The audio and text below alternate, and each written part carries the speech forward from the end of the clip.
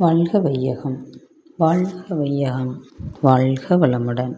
குரு வாழ்க, குருவே துணை. இன்று நம்ம சிந்திக்க இருக்க தலைப்பு முழுமை. முழுமை அப்படின்னா என்ன? அவர்ச்சி அழகாக சொல்லுவாங்க, பூரணம். அது நிறைவு.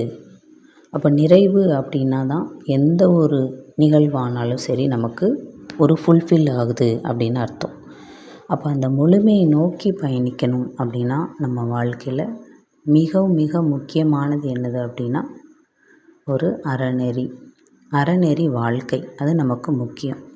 ஒழுக்கம், கடமை, ஈகை அப்படின்னு மகிழ்ச்சி சொல்லியிருக்காங்க.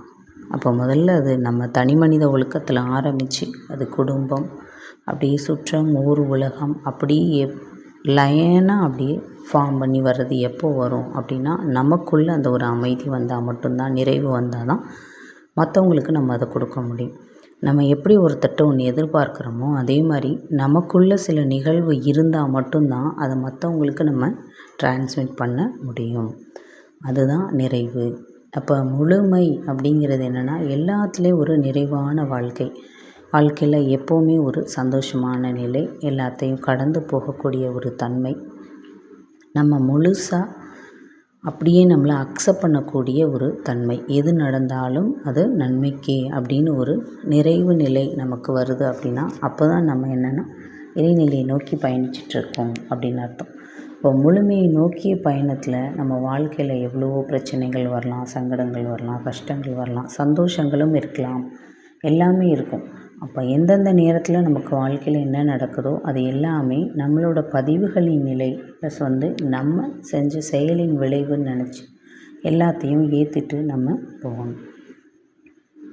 அதுதான் நிறைவை நோக்கிய பயணத்துக்கு நமக்கு வழிவகுக்கும். இன்னொன்று என்னென்னா வாழ்க்கையில் நம்ம எல்லாரையும் புரிஞ்சுக்கிறோமா அப்படிங்கிறது மாதிரி மற்ற எல்லாருமே நம்மளை புரிஞ்சுக்கணும் அப்படிங்கிறதும் நமக்கு நினைக்கணும் அப்படின்னு தேவை கிடையாது. எல்லாரும் நம்மளை புரிஞ்சிக்கவும் முடியாது. ஒவ்வொருத்தரோட கருமையத்தோட பதிவுகள் எப்படியோ அந்த பதிவுகளுக்கு தகுந்த மாதிரி தான் அவங்கவுங்களோட எழுச்சி நிலை இருக்கும். அதனால் நிறைவு வேணும் அப்படின்னா முழுமையை நோக்கி நம்ம பயணிக்கணும்னா அந்த அக்செப்டன்ஸ் முதல்ல நமக்குள்ளே இருக்கணும். இருந்தால் மட்டும்தான் நிறைவை நோக்கி நம்ம பயணிக்க முடியும். ஏன்னா இந்த வார்த்தையை மெயினாக சொல்கிறதுக்கு காரணம் என்ன அப்படின்னா அந்த நிறைவை நோக்கி நம்ம பயணிக்கும்போது சில பிரச்சனைகள், இந்த மாதிரி சில சூழல்கள், இடர்பாடுகளில் நம்ம சிக்குண்டோம் அப்படின்னா மனதில் துன்பம் அதிகமாகும். அப்போ நம்மளோட ஆற்றல் தேவையில்லாமல் எனர்ஜி செலவாகும். அப்போ நம்மளோட பயிற்சிகள் அத்தனையும் வீணாகிவிடும். அதனால் நம்ம முழுமையை நோக்கி பயணிக்கும்போது யார் எப்படி எதை பற்றியும் நம்ம யோசிக்கக்கூடாது. ஒரு குதிரை எப்படி கடிவாளம் போட்டால் போகுமோ அதே போல் தான் நம்மளோட பயணம். நம்ம இறைநிலையை நோக்கிய பயணமாக இருக்கும்போது, ஆன்மீக பயணமாக இருக்கும்போது நம்ம வாழ்க்கை முழுமையடையும்.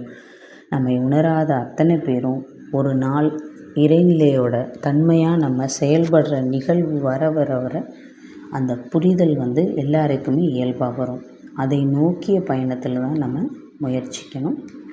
அந்த பயணம் நம்ம செய்யும் பொழுது தான் அந்த தன்மை நமக்குள்ளே வரும்போது தான் புரியாத நபர்களும் புரிய ஆரம்பிப்பாங்க. ஏன் இந்த வார்த்தை நம்ம சொல்லணும் அப்படின்னா உடலாலையும் சரி மனதாலையும் சரி எதை நினச்சோம் நம்ம தேவையில்லாமல் வாழ்க்கையில் சிக்கொண்டு வாழ்க்கையில் நம்ம பிரச்சனைகளில் ஆட்படக்கூடாது. நமக்கு எது தேவையில்லைங்கிறது இறைநிலைக்கு தெரியும். அந்தந்த நேரத்தில் நம்மளோட தன்மைக்கு அது கொடுத்துட்டே இருக்கும். அதை வாங்கிட்டு நம்ம வாழ்க்கையில் சந்தோஷமாக நிறைவாக வாழ்க்கையை அனுபவிச்சுட்டு போயிட்டே இருக்கணும். நம்ம பயணங்கிறது வாழ்வின் நோக்கத்தை நோக்கி நம்ம போயிட்டுருக்கோம். அப்போ அத்தனை கற்களையும் அந்த தடைகள் எல்லாத்தையும் கடந்து போனால் மட்டும்தான் அந்த இறைநிலை அப்படிங்கிற ஒரு புனிதமான நிலையை நம்ம அடைய முடியும். அதை நோக்கி அடைய வாழ்வில் முயற்சி செய்வோம்.